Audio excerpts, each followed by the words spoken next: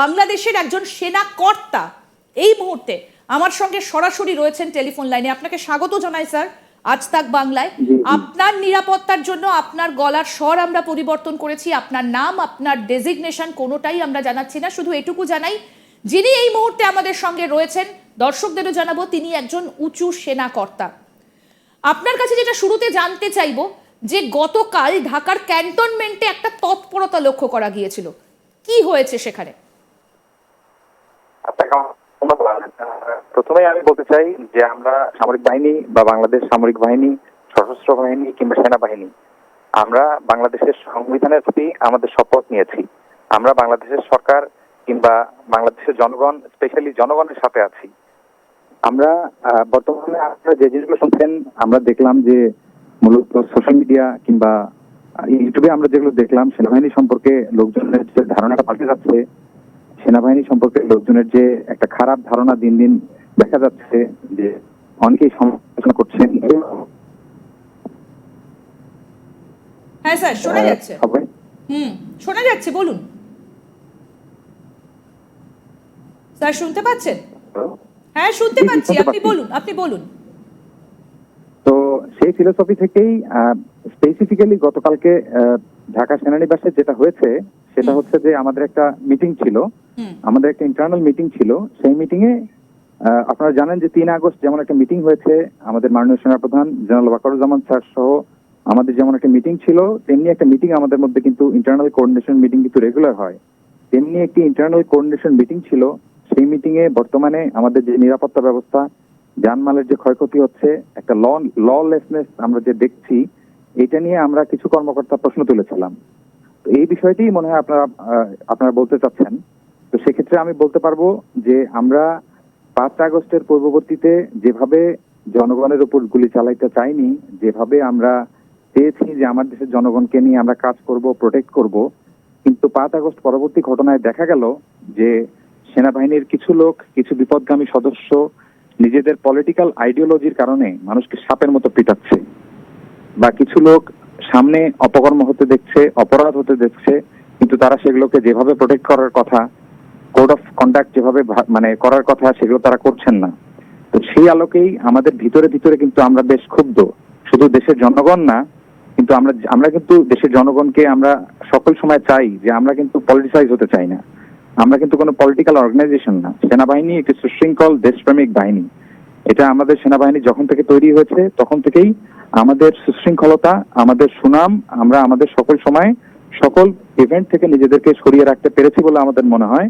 এই কারণেই বাংলাদেশের জনগণ বা বাংলাদেশের মানুষ সকল সময় নিজেদের সর্বোচ্চ প্রোটেকশন পেয়েছে। কিন্তু 5 আগস্ট পূর্ববর্তী যে ঘটনা হয়েছে বা 5 আগস্টে আমাদেরকে যে জিনিস শোনানো হয়েছিল, সেই জিনিস থেকে আমরা এখন মূলত কিছু বিষয়ে ডেভিয়েশন দেখতে পাচ্ছি, এবং এই বিষয়গুলো নিয়েই আমরা আমাদের নিয়মিত মিটিং এ প্রতিবাদ আমরাও আমাদের লেভেল থেকে জানাচ্ছি। আমরাও দেশের জনগণ চাচ্ছি যে যাতে ল অ্যান্ড অর্ডার এস্টাবলিশ হয়, যাতে করে সুযোগ না নিতে পারে, যাতে করে অন্য কোনো দেশকে অবমাননা করা না হয়। আমরা সকলকে নিয়ে সম্মিলিতভাবে একটি সুন্দর, ভালো, নিরাপদ বাংলাদেশ করতে চাই। এই মুহূর্তে সেনা কার নির্দেশে চলছে? সেনা প্রধান ওয়াকারুজ্জামান, তারই বা ভূমিকাটা কি? দেখুন, সেনাবাহিনী একটি চেইন অফ কমান্ড ফলো করে 100% এরকম একটি বাহিনী। আমরা কখনোই সেনাপ্রধান কিংবা যে চেইন অফ কমান্ড সেনাবাহিনীতে এস্টাবলিশড রয়েছে, বাংলাদেশ সেনাবাহিনীতে বর্তমানে আপনি জানেন যে একজন জেনারেল সেনাপ্রধান, 5 জন লেফটেন্যান্ট জেনারেল এবং 54 সার্ভিং জেনারেলস রয়েছেন। এই চেইন অফ কমান্ডের বাইরে কখনোই সেনাবাহিনী যেতে পারবে না বা যাইতে চাইবে না। কিন্তু বর্তমান ললেসনেসের কারণে আমাদের যে ইন্টারনাল মিটিং গুলো হচ্ছে বা আমাদের যে ইন্টারনাল কোঅর্ডিনেশন মিটিং বলেন কিংবা বিভিন্ন ফোরামে যে আমরা কথা বলছি, আমরা দেখছি যে জুনিয়র অফিসার্স কিংবা মিড লেয়ারের যে অফিসার্স, তারা কিন্তু বেশ ক্ষুব্ধ। তারা কিন্তু চান যে দেশের জনগণ প্রপার নিরাপত্তা পাক, দেশে আইনের শাসন থেকে শুরু করে সবাই যাতে সম অধিকার প্রতিষ্ঠা হোক।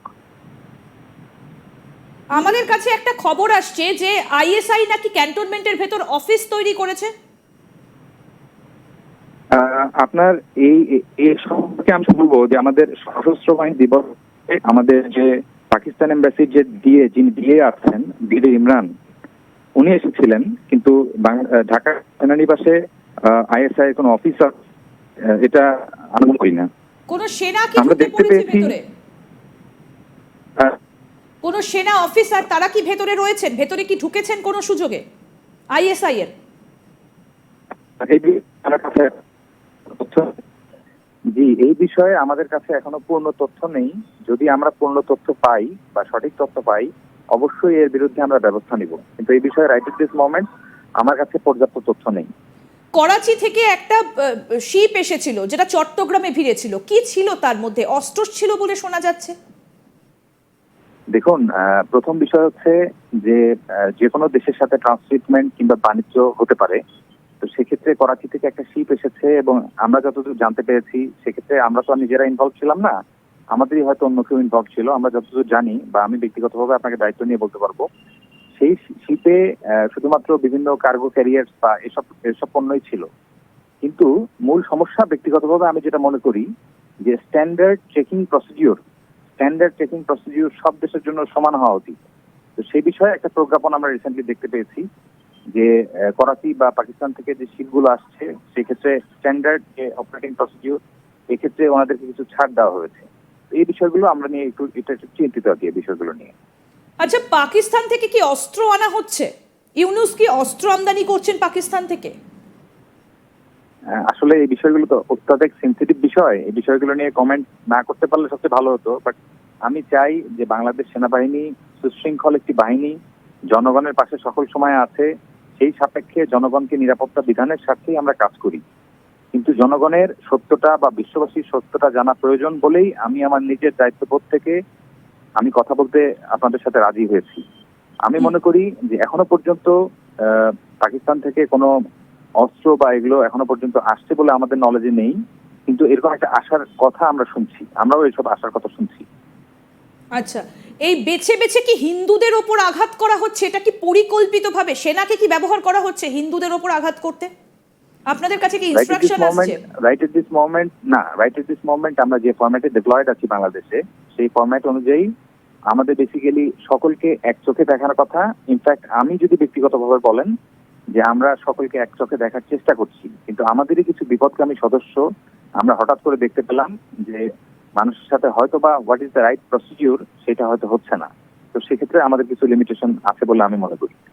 আপনাদের যে সেনা প্রধান, তিনি এখন এই মুহূর্তে কার নির্দেশে কাজ করছেন? সেনাপ্রধান হিসেবে অবশ্যই সরকার প্রধানের নির্দেশে কাজ করা প্রয়োজন বা কাজ করা উচিত, বা সেটাই প্রটোকল। আমরা মনে করি যে আমরা একটি চেইন অফ কমান্ড এবং নিয়মতান্ত্রিক কিংবা সুশৃঙ্খল ফোর্স, সে আলোকে সেনাপ্রধান সরকার প্রধানের নির্দেশনা এবং সরকার প্রধানের পূর্ণ নির্দেশনাই বাস্তবায়ন করছেন।